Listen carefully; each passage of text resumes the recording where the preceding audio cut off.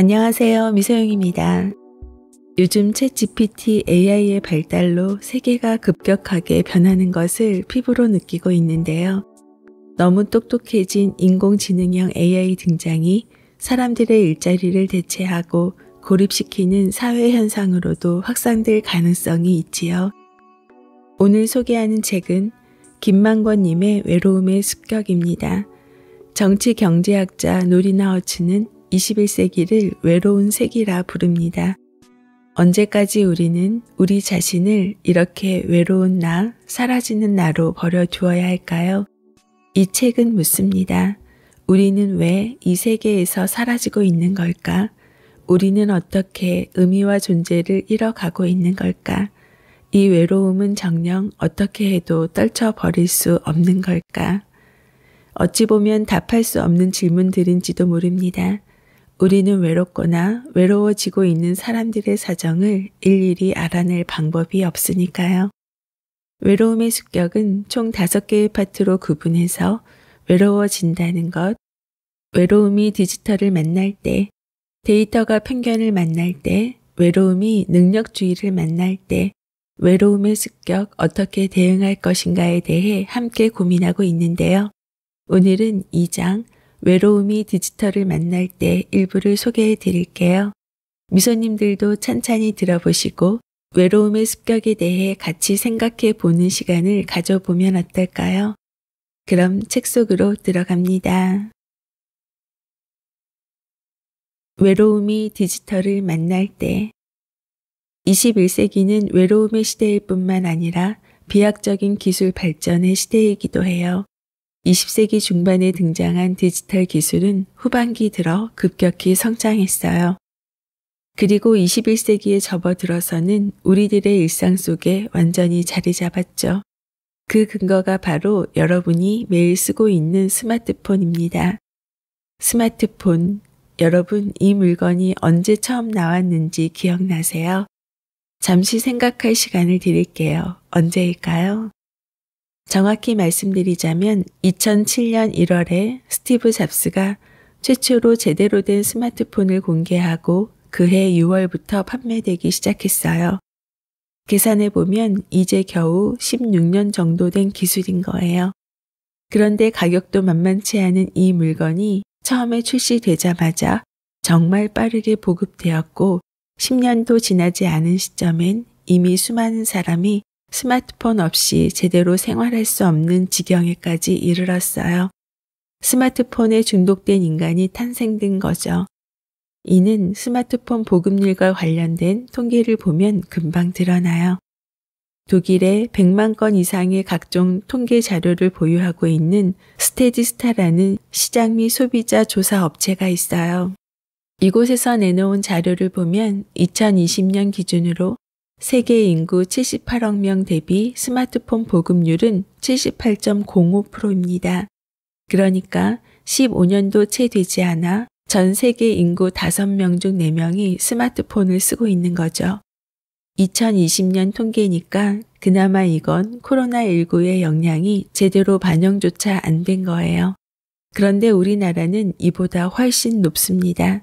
한국갤럽이 2022년 6월에 실시한 2012년부터 2022년 스마트폰 사용률과 브랜드, 스마트워치, 무선 이어폰에 대한 조사를 보면 우리나라 성인의 스마트폰 사용률은 2012년 1월 53%에서 그해 6월 60%, 2013년 2월 70%, 2014년 7월 80%, 2016년 하반기엔 90%를 돌파했어요. 2017년부터 2020년까지는 93%에서 정체된 모습을 보이는데 이게 2021년 95%, 2022년 97%로 추가 상승해요. 코로나19의 영향이 반영된 걸로 볼 수 있죠. 스마트폰이 정말 우리 생활이 된 겁니다. 우리는 이를 두고 스마트폰 중독이라고 씁쓸해하지만 철학적인 시각에서는 스마트폰이 우리 신체의 일부가 되었다라고 표현해요. 마치 외장 두뇌 같은 역할을 하고 있다고 보는 거죠. 사실 우리는 신체의 기능을 외부에 위탁하는 경우가 많아요. 그리고 그걸 우리 신체의 일부처럼 여기죠. 대표적인 게 안경이에요. 저는 어려서부터 시력이 좋지 못해 안경을 오랫동안 썼어요. 그러다 보니 가끔 안경을 찾을 때면 저는 내 눈 어디 갔어? 이렇게 표현해요. 여러분 중에도 저랑 비슷한 분이 있을 거예요. 안경을 신체의 일부로 여기는 거죠. 사실 안경이 없다면 저도 장애를 경험할 거예요. 그러니 안경은 물건이긴 하지만 본질적으론 우리 신체의 일부인 거죠. 스마트폰도 마찬가지예요. 스마트폰이 우리 두뇌가 해야 할 일을 대신 맡아서 해주고 있죠. 그래서인지 인간의 두뇌가 퇴화할까봐 걱정하시는 분들도 계시는 것 같아요. 하지만 정보가 넘쳐나는 이 시대에 저는 오히려 두뇌가 해야 할 일이 너무 많아질까봐 걱정이 돼요. 정보의 시대엔 기억하는 기능보다 판단하는 기능을 더 많이 쓸 수밖에 없는데 간단히 말하면 수많은 정보 가운데 어느 정보가 더 나은 정보인가를 끊임없이 판단해야 하는 거죠. 저는 이게 오히려 더 높은 수준에서 우리 두뇌를 쓰는 일이라고 생각해요. 자, 이렇게 스마트폰이 우리 몸의 일부가 되다 보니 겉보기엔 마치 중독처럼 보이기도 해요. 하지만 전 이게 인간과 기계를 완전히 분리해서 생각할 때 생기는 편견일 수도 있다, 그렇게 생각해요. 최근에는 정말 스마트폰이 내 몸의 일부구나 라는 생각이 들 때가 많은데요. 여러분도 저와 비슷한 경험해 봤는지 궁금하네요. 저는 요즘 잠을 자다 깨면 아무 이유 없이 스마트폰을 열어보는 습관이 생겼어요. 특별한 목적 없이 말이에요. 내가 왜 이러나 생각해 보니 이게 내 몸이 잘 작동하고 있는지 무슨 문제는 없는지 확인하는 거더라고요. 이렇게 스마트폰이 우리 삶의 일부가 된 현상을 놓고 2015년 영국의 저명한 경제지 이코노미스트는 스마트폰의 행성이란 기사에서 이제 우리 인류가 호모사피엔스에서 스마트폰과 결합한 형태, 즉 포노사피엔스가 되었다고 표현했어요. 그런데 이렇게 우리 생활의 일부가 된 디지털 기술도 여러 문제들을 만들어내고 있어요. 새롭고 혁신적인 기술 하나 생기면 그 삶의 모습도 급격히 바뀔 수밖에 없으니까요. 예를 들어 증기라는 동력원의 발명은 산업혁명을 일으키고 산업화와 도시화라는 새로운 현상을 만들어냈어요. 새롭게 등장한 동력원 하나가 갑자기 세상 전체를 바꾸어 놓은 거죠. 당시 사람들이 얼마나 두려웠으면 기계 파괴 운동까지 벌였겠어요. 하지만 지금은 디지털 기술은 이전의 아날로그 기술보다 더 빠르게 세상을 바꾸고 있어요. 흔히 지난 20년 동안 일어난 변화가 그 이전까지 인류가 만들어낸 변화를 모두 합친 것보다 더 크다고 표현하죠. 실제로 디지털 기술은 인류가 만든 기술 중에서 가장 빠르게 향상되고 있어요. 근데 그 중에서 가장 심각한 문제는 디지털 기술이 만들어내고 있는 분배 격차예요. 디지털 경제 관련 연구에서 두각을 나타내고 있는 매사추세츠 공과대학 슬론 경영대학원의 교수 에릭 브린 율프슨과 앤드루 메가피는 제2의 기계 시대에서 디지털 시대의 분배 방식이 갖는 특징에 대해 다음과 같이 설명해요. 각 집단에서 디지털 기술은 승자의 경제적 이득을 증가시키는 한편 경제적으로 중요성이 떨어지는 사람에게는 보상을 훨씬 적게 해주는 경향이 있다. 생산성과 총소득이 경제 전체로 볼 때 증가해 왔다는 이 자그마한 희소식은 그러나 뒤처진 사람에겐 별다른 위로가 되지 않는다. 이익이 아무리 크다 해도 그것이 상대적으로 소수의 승자 집단에게만 집중되고 나머지 대다수 사람은 전보다 열악해지는 상황이 벌어졌기 때문이다. 간단히 말해 디지털 기술은 경제적 이득을 극단적으로 분배하는, 즉 양극화하는 경향이 있다는 거죠. 그리고 이런 양극화는 분배 불평등으로 이어지게 마련이에요.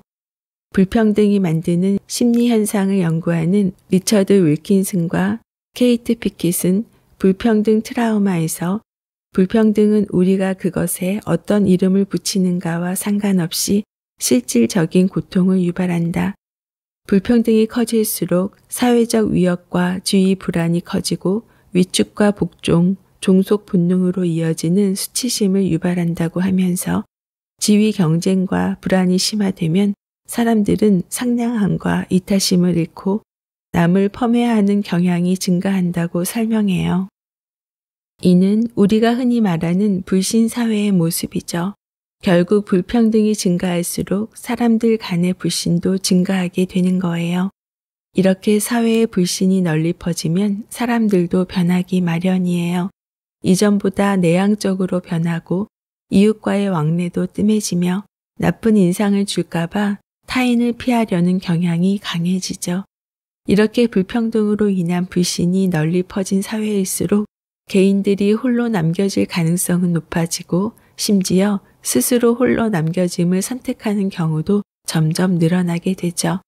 결국 사람들이 외로워질 가능성 또한 더 커질 수밖에 없는 거예요. 그런데 엎친 데 덮친 격으로 눈부신 속도로 발전하고 있는 디지털 기술이 사람들 사이의 분배 격차도 그만큼 빠르게 벌려놓고 있는 상황이에요. 이 같은 디지털 기술의 비약적인 발전 속도와 함께 기술이 사람들 사이에 전파되는 형식 역시 급격한 변화를 겪고 있어요. 그 대표적인 사례가 2022년 11월 30일에 공개된 챗GPT예요. 챗GPT는 오픈 AI에서 개발한 자연어 생성 모델 인공지능이에요. 이 인공지능은 인간과 자연스럽게 대화하는 방식으로 정보를 전달해요. 한마디로 말해 인간처럼 대화할 수 있는 능력을 지니고 있는 거죠.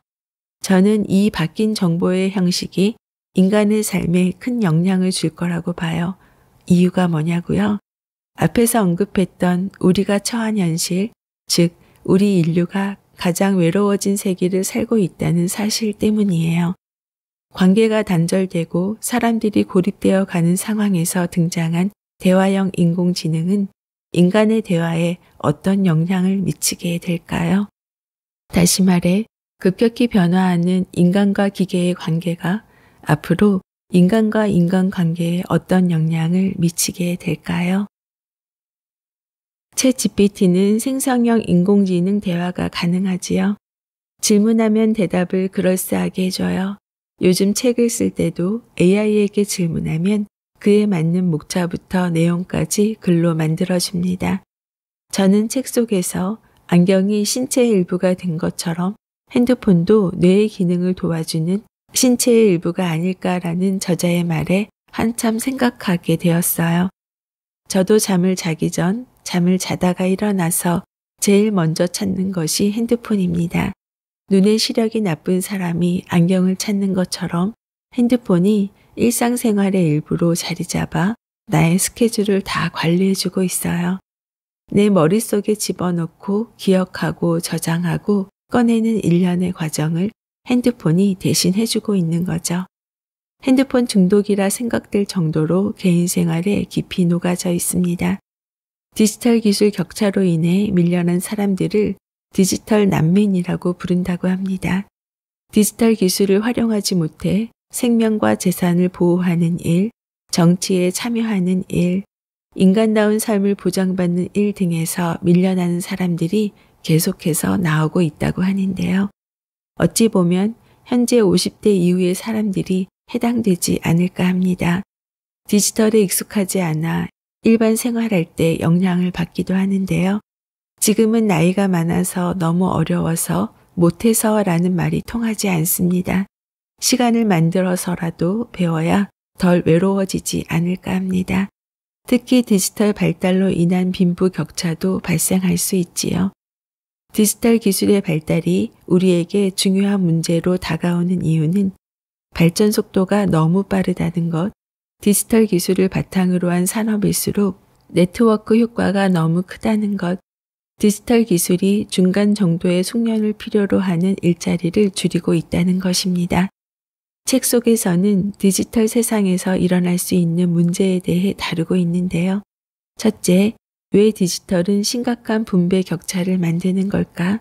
둘째, 외로움의 시대에 왜 대화형 인공지능의 등장이 큰 변수가 되는 걸까?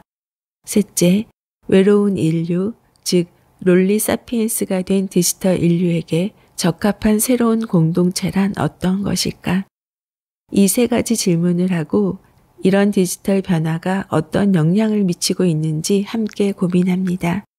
어떤 이들은 외로움이 시간이 남아도는 사람이 느끼는 일종의 사치품에 가까운 감정이라고 말하기도 합니다. 바쁘고 치열하게 살아봐 외로울 틈이 있나 하고요. 나이가 많은 어르신들도 외로움을 느끼지만 1인 가구로 살아가는 20대에게도 양질의 일자리가 줄어드는 상황에서 외로움은 더 크지 않을까 하는 생각이 듭니다. 오늘은 조금 무거운 소재, 외로움에 대해 생각해 보는 시간을 가져봤습니다. 미소님들도 외롭지 않게 가족과 주변 사람들에게 따뜻한 말 한마디, 배려해주는 마음을 갖도록 해요. 들으면 들을수록 미소 짓게 되는 미소 생각, 은퇴와 노후를 위한 동기부여, 자기계발 이야기를 전하는 미소영입니다. 좋아요, 구독은 사랑입니다. 오늘도 24시간 행복하세요.